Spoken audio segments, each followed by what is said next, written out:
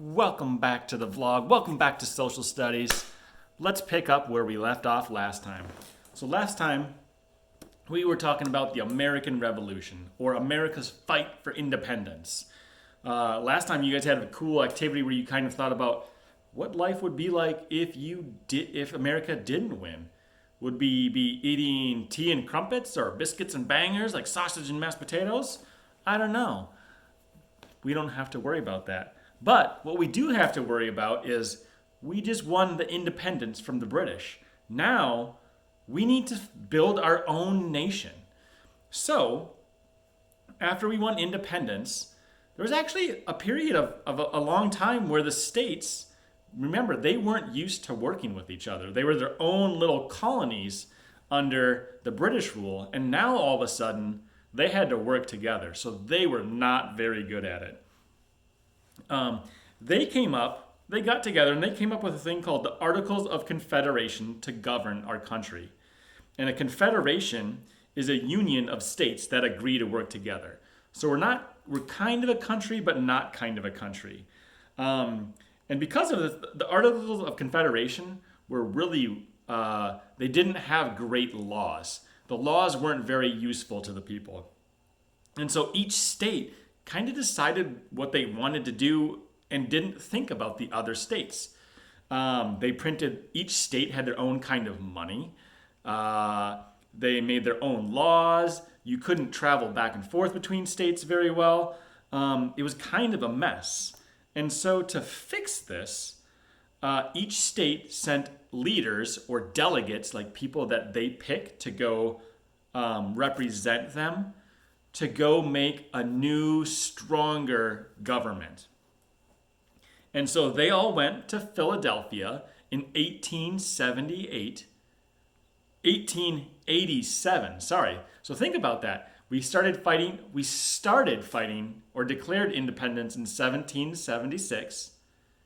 6 years was the war. And so that was 1782. So for 5 years, we had like kind of a really bad government and it was starting to fall apart. But in 1787, they sent delegates to Philadelphia and to revise or fix the Articles of Confederation. Instead of fixing it, they decided to create an entirely new government or a constitution. A constitution is kind of the details of how your government is going to be run. So instead of fixing it, they just said, hey, we're going to come up with this whole new way that the government's going to run. And so these delegates came up with this idea, and then they went all back to their own states, and they said, this is what we came up with. And sure enough, one by one, they began to approve, or ratify is a word, like approve this new plan. And so the United States ratified it in June 1788. So almost more than 10 years after we started fighting for our independence, we finally have the government like we know it today. So we have this new government. And some of the things that they wanted to fix right away is, do you remember the Appalachian? They couldn't go west of the Appalachian Mountains. Well, now we could as a people. And so they wanted to kind of govern that a little bit. And so they would make ordinances or laws that would try to govern some of these new areas because they weren't states yet. We didn't have states. Indiana wasn't a state just yet. But instead, we were part of what they called the Northwest Territory. It consisted of Ohio, Indiana, Illinois, Michigan, Wisconsin, and parts of Minnesota. Go Gophers. The Land Ordinance, what it did is it helped a couple things. It brought some laws to the area, and it also helped split up how we divide the country and the land. So if you ever notice when you're driving through Indiana, or if you see it from like pictures above, there's a lot of squares and stuff like that, like and different farms and all these different things. That's how we divided up the land, is we divided them up into squares. And they'd go 1, 2, 3, 4, 5, 6, 7, 8, 9, 10, 11, 12. And they divide it up into acres of land. And so you would get this square acre or square acres of land. Kind of another math thing that we got in there. But that is how they gave land to people. So each square represented a township and was 6 square miles. So 6 miles this way, 6 miles that way, 6 down this way, 6 up. 6 miles all the way around, 6 miles square. And that would be a new town. So Bloomington would be like 6 miles. Lafayette would be 6 miles. Fort Wayne would be 6 miles. So that is how they divided up the states. Territory, not states yet. To become a state, these places would have to have 60,000 people in it.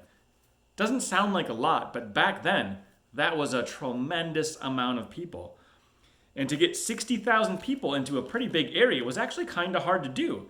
So and to give you an idea, Bloomington, just the town itself, is like 60,000 people. So just us could be a state, but that's now. Back then, they did not have that many people in the United States. So that is how states in the Northwest Territory started becoming states, is once they got 60,000 people. Another thing that the Northwest Territory had was no slavery.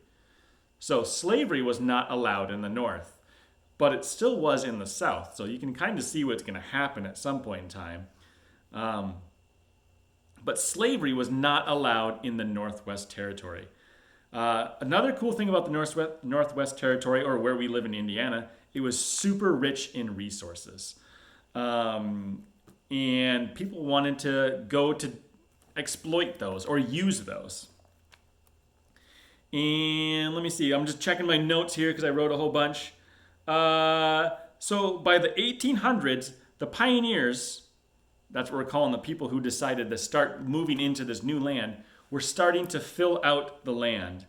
And pretty soon the Northwest Territory was starting to, what we would back then say, fill up with people, because people wanted a lot more land back then. And so that will lead us into next week's social studies activity. But this week, I want to go back to what we talked about in the very beginning of the vlog, building a new nation. It sounds easy, but it's actually really hard to do, because you want to be fair to all your people and govern them equally. So what I want you to think about, and this is going to be the assignment for today, I want you to think about what kind of things would be in your Constitution if you were one of the delegates that was sent to Philadelphia to help fix the government or help make the new rules for our government. Would we have a king or queen? Would we have a president? Would they get elected? Would the people get to vote? Do they vote on laws, or do they vote for people to represent them? How would you want the government to work? Do kids get to vote? So I want you a minimum of 5 sentences to describe what your government might look like and who it would work for. Easy peasy, lime squeezy. I will see you in the next vlog.